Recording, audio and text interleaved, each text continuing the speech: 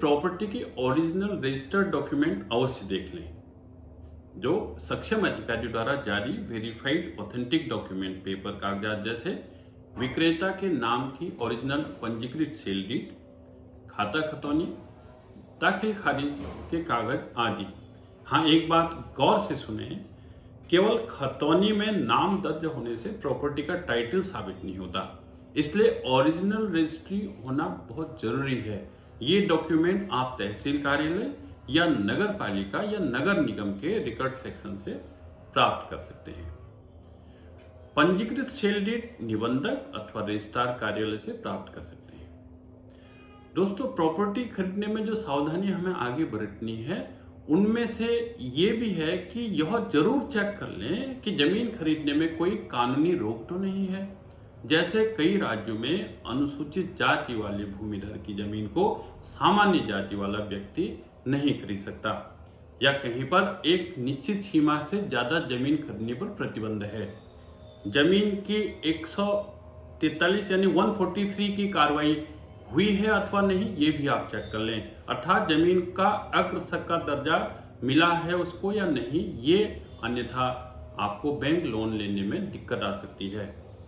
अगर कोई फ्लैट खरीदने जा रहे हैं आप, यह अवश्य देख लें कि बिल्डिंग डेवलपमेंट प्लान का नक्शा टाउनशिप डेवलपमेंट प्लानिंग अथॉरिटी से अप्रूव है अथवा नहीं, अन्यथा आपका निवेश खटाई में पड़ सकता है। दोस्तों, ये भी देखना जरूरी है कि स्थानीय प्राधिकरण के नियमानुसार इस प्रॉपर्टी की उपयोग संबंधी कोई प्रतिबंध तो नहीं है कि जमीन का केवल कृषि बागवानी के लिए ही आप प्रयोग कर सकते हैं, इसके अलावा कोई अन्य प्रयोग कर ही नहीं सकते, आदि आदि। क्योंकि अगर आप घर बनाने या कमर्शियल उपयोग के लिए जमीन खरीदने की तैयारी कर रहे हैं, तो ऐसे प्रतिबंध के कारण आपका प्लान गड़बड़ा सकता है। तो दोस्तों, आगे और भी बहुत सारे स्टेप हैं जो आपको ध्यान में रखने चाहिए, जैसे कि लोकेशन और एरिया दोनों की तस्दीक अर्थात साइट का मिलान ओरिजिनल डॉक्यूमेंट से करना बहुत फायदेमंद साबित होगा। इसके लिए एक निर्धारित शुल्क देकर के सरकारी राजस्व विभाग जैसे कि तहसील कार्यालय में पटवारी राजस्व निरीक्षक के द्वारा इसका मुआयना करवाया जा सकता है। इस कार्य के सहयोग के लिए स्थानीय वकील की आप मदद ले सकते हैं। जमीन की डिटेल रिपोर्ट से आप यदि संतुष्ट हो जावें, तभी उस अमुक जमीन के हिस्से को खरीदारी की योजना आप बना सकते हैं। ध्यान रखें, जितनी एरिया आपको दिखाई या बताई गई है, वास्तव में उतनी एरिया ही लैंड रिकॉर्ड में बेचने वाले के निजी स्वामित्व में है। अगर जमीन अन्य भाइयों के नाम संयुक्त रूप से गोल खाते की है, तो अन्य हिस्सेदार की अनापत्ति लेनी भी जरूरी होगी, अन्यथा प्रॉपर्टी खरीदने के बाद कोर्ट में विवाद को भी आपको झेलना पड़ सकता है। दोस्तों, जो अगला कदम है जो आपको बहुत सतर्कता से देखना चाहिए, वो यह है कि आप अच्छी तरह से रिकॉर्ड चेक कर लें कि कहीं ये जमीन भूस्वामी के द्वारा या पूर्ववर्ती मालिक के द्वारा किसी अन्य के नाम वसीयत तो नहीं कर दी गई है, या किसी अन्य को पहले ही बेच तो नहीं दी गई है। ये भी आप रिकॉर्ड से प्राप्त कर सकते हैं। आगे ये भी देखना बहुत जरूरी है, क्या जमीन बैंक लोन में गिरवी या अटैच तो नहीं है। इसकी जानकारी भी प्रॉपर्टी खरीदने से पहले आप सुनिश्चित कर लें, नहीं तो कुछ समय बाद पता चलेगा कि प्रॉपर्टी आपने खरीद ली और प्रॉपर्टी कुड़क के कार्रवाई के नोटिस आने शुरू हो गए। दोस्तों, जमीन के रेट, जमीन की लोकेशन, एक्सेस रोड की चौड़ाई, हाईवे, बस स्टैंड, स्कूल, अस्पताल आदि से दूरी पर निर्भर करता है। ये बातों का भी आपको विशेष ध्यान रख लेना चाहिए, क्योंकि इन्हीं के आधार पर रेट में बहुत धरती आसमान का अंतर आ जाता है, जिससे आप पैसे बचा सकते हैं।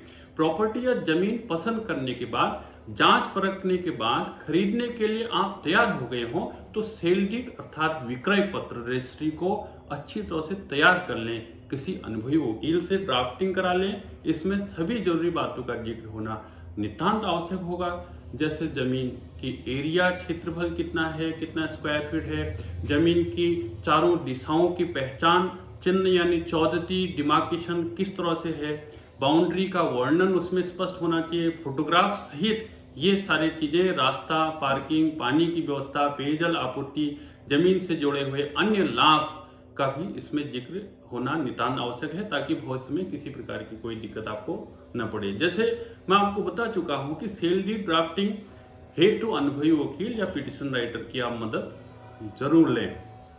दोस्तों, पेमेंट कितना अदा कर रहे हैं, पूरा फाइनल पेमेंट कर रहे हैं या पार्शियल कर रहे हैं, चेक से कर रहे हैं या बैंक ड्राफ्ट से कर रहे हैं, ये भी आप जरूर उस सेल डीड में इसका जिक्र करें। यदि आप पेमेंट आंशिक रूप से कर रहे हैं तो आप एग्रीमेंट टू सेल के माध्यम से भी आप जमीन की या इस प्रॉपर्टी की रजिस्ट्री करा सकते हैं। और साथ में ओरिजिनल डॉक्यूमेंट, रजिस्ट्री के ओरिजिनल डॉक्यूमेंट को संभाल के रखें, क्योंकि आपके पास प्रॉपर्टी पर मालिकाना हक इसी पेपर से साबित होगा। यही प्रामाणिक सबूत है। हाँ, ये सब करने के बाद प्रॉपर्टी का कब्जा यानी पोजीशन तत्काल अपने हैंड ओवर कर लें, अन्यथा इस कार्य में की गई देरी आपके लिए मुसीबत खड़ी कर सकती है। क्योंकि हमने अक्सर कोर्ट में इस प्रकार के भी मामले आए दर्ज होते देखे हैं कि जमीन का कब्जा नहीं मिल पाया खरीदने के बावजूद भी, और आपके द्वारा खरीदी गई जमीन पर कोई अन्य व्यक्ति कब्जे किया होता है। इसका मुख्य कारण यही है कि कहीं दूर जमीन खरीद लेने के बाद बिना घेरबाड़ या बाउंड्री किए हुए लंबे समय तक जमीन के हिस्से को भूल जैसे जाते हैं। जब कभी बाद में उस जमीन के उपयोग की बारी आती है, जब आप सोचते हैं कि इसका उपयोग किया जाए, तब तक ये नई समस्या खड़ी हो जाती है। तो इन बातों का विशेष ध्यान रखते हुए आगे आपको एक बहुत महत्वपूर्ण रजिस्ट्री अपने नाम करने, प्रॉपर्टी का पोजीशन अपने पास ले लेने के बाद जो अगला महत्वपूर्ण वो आखिरी कदम है, वह है खाता खतौनी में अपना नाम दाखिल करवाना और पूर्व के भूस्वामी का नाम उस रिकॉर्ड से काटना अर्थात खारिज करवाना। इस प्रक्रिया को दाखिल खारिज की प्रक्रिया कहते हैं, जो कि तहसीलदार की कोर्ट में अथवा स्थानीय निकाय में आपको इसकी नियत प्रक्रिया के द्वारा इसको करा लेना चाहिए। दोस्तों, खोज से पहरा भला, ये हमारे बुजुर्गों की सीख यहाँ आपके बहुत काम की चीज़ है। इसलिए पूरी सतर्कता के साथ प्रॉपर्टी खरीदें। दोस्तों, आशा करता हूँ इस वीडियो में दी गई जानकारी आपको उपयोगी जरूर लगी होगी। इस संबंध में आपके मन में कोई सवाल हो, आप अवश्य पूछ सकते हैं, कमेंट बॉक्स में अपनी प्रतिक्रिया दे सकते हैं। हाँ, अगर आपको ये वीडियो अच्छी लगी हो, इस वीडियो को लाइक और शेयर करना न भूलें, ताकि कानून की उपयोगी जानकारी आपको वो आपके अन्य मित्रों को भी ऐसे ही मिलते रहे। अपने YouTube channel law and lost को सब्सक्राइब करने के लिए आपका बहुत बहुत शुक्रिया। अगले वीडियो में फिर पुनः मिलते हैं।